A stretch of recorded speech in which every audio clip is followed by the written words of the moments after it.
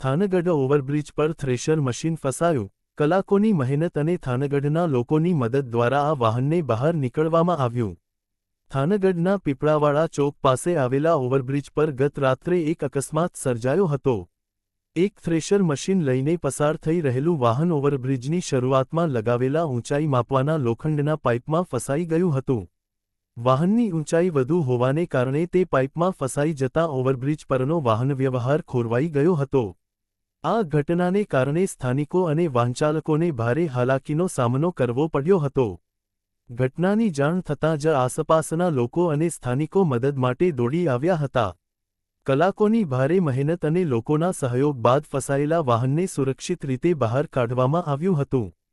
સ્થાનિકોના જણાવ્યા અનુસાર, ઓવરબ્રિજની એક તરફ પીપળાવાળા ચોક પાસે ઊંચાઈ માપવાનો પાઇપ લગાવેલો છે, જ્યારે બીજી તરફ એક્સિસ બેંક પાસે ઉતરતી વખતે આવો કોઈ પાઇપ કે ઊંચાઈ માટેનું બોર્ડ લગાવેલું નથી. આ અસમાનતાને કારણે મોટા વાહનચાલકોને ભ્રમ થાય છે કે તેઓ સરળતાથી પસાર થઈ શકશે, પરંતુ તેઓ સામે છેડે ફસાઈ જાય છે. સ્થાનિકોએ તંત્ર પાસે તાત્કાલિક ધોરણે બંને બાજુ ઊંચાઈ માપવાના પાઇપ અને જરૂરી બોર્ડ લગાવવાની માંગ કરી છે, જેથી ભવિષ્યમાં આવા અકસ્માતો ટાળી શકાય. અહેવાલ રોહિત આર જતાપરા.